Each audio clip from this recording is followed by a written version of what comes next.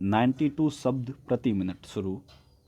अध्यक्ष महोदय, सरकार चाहती है कि अन्न के मामले में देश आत्मनिर्भर बने, तो मेरा सुझाव है कि जिन जगहों पर काफ़ी संख्या में ट्रैक्टर से काम लिया जा रहा है, आपको कोई कारखाना खोलना चाहिए और सस्ती कीमत पर उनकी मरम्मत की व्यवस्था करनी चाहिए। आप बेहतर से ट्रैक्टर मंगा सक रहे हैं। मैं समझता हूँ कि यह सारा रुपया व्यर्थ व्यय किया जा रहा है। मेरा सुझाव है कि इस देश में ही ट्रैक्टर बनाया जाए। बाहर से खेती के सामान जो आ रहे हैं, कारखाने से होकर ही आ रहे हैं। इनको जहां भेजना हो वहां सीधा भेजा जा सकता है, किंतु हो यह रहा है कि पंजाब सरकार द्वारा इनको सारे देश में वितरित किया जाता है। चूँकि इनको पहले पंजाब भेजा जाता है, फिर सारे देश में भेजा जाता है, इसलिए खर्चा ज़्यादा लगता है। खर्चा कम करने के लिए, लागत कीमत कम करने के लिए यह आवश्यक है कि इनको सीधे भेजा जाए। मैं समझता हूँ कि इसमें कोई औचित्य की बात नहीं है। इस पर भी आपको विचार करना चाहिए। आपको किसानों की सहायता करनी चाहिए। उनकी हिम्मत आप न तोड़ें। हमें चाहिए कि उनको हम सस्ते दामों पर खाद दे, बिजली दे, बीज दे और पानी भी दे, लेकिन ऐसा न करके हम देख रहे हैं कि हर चीज़ के दाम बढ़ाए जा रहे हैं। नलकूप पर आप कर लगा रहे हैं, उनको बिजली नहीं मिल रही है। इस ओर आपका ध्यान जाना चाहिए। वास्तव में आप कृषि की उन्नति चाहते हैं तो सिंचाई और बिजली का काफ़ी इंतज़ाम होना चाहिए। जब तक सिंचाई और बिजली का इंतज़ाम नहीं होगा, तब तक खेती की उन्नति नहीं हो सकती। अब तक सिंचाई और बिजली तो एक मंत्री के हाथ में है, लेकिन कृषि दूसरे मंत्री के हाथ में है। ऐसा नहीं होना चाहिए। सिंचाई, बिजली और कृषि अगर किसी एक मंत्री के हाथ में हो तो खेती की उन्नति का काम सरलता से हो सकता है। मेरा निवेदन है कि इस और भी आपका ध्यान जाना चाहिए। समाजवादी समाज की रचना की बात बहुत कही जा रही है।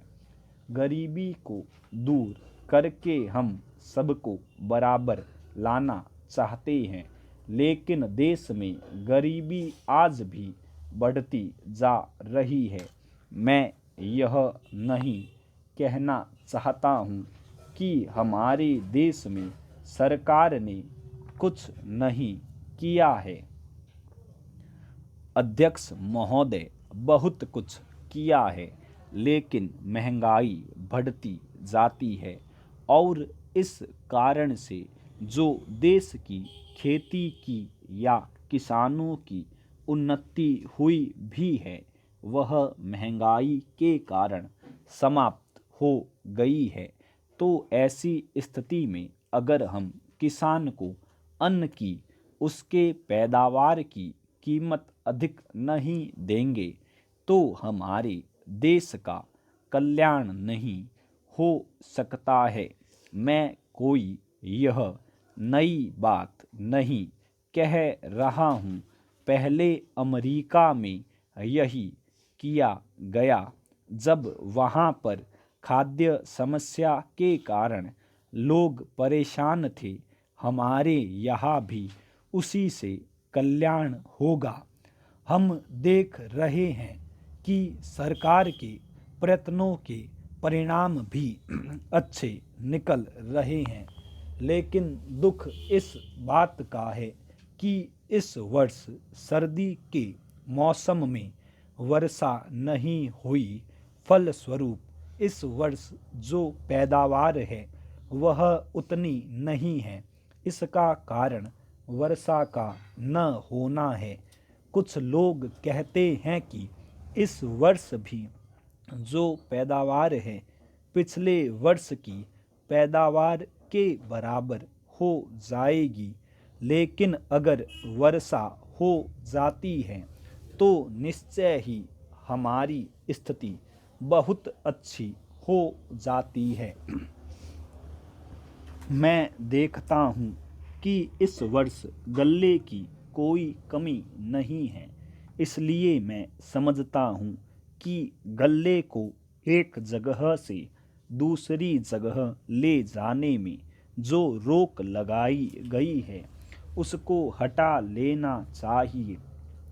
अभी हमारे राज्य में बड़ा अकाल पड़ा हुआ है, लेकिन वहाँ पर गल्ला भेजने की कुछ व्यवस्था की गई है और लोगों को गल्ला मिल रहा है।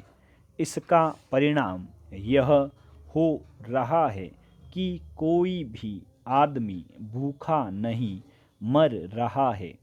पिछले 2 वर्ष में कोई आदमी भूखा नहीं मरा।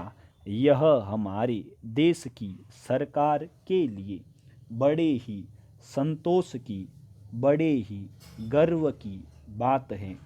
यदि अन्न की उपज हमें बढ़ाना है तो हमें पानी का इंतज़ाम करना चाहिए। आज वर्षा की बहुत कमी है।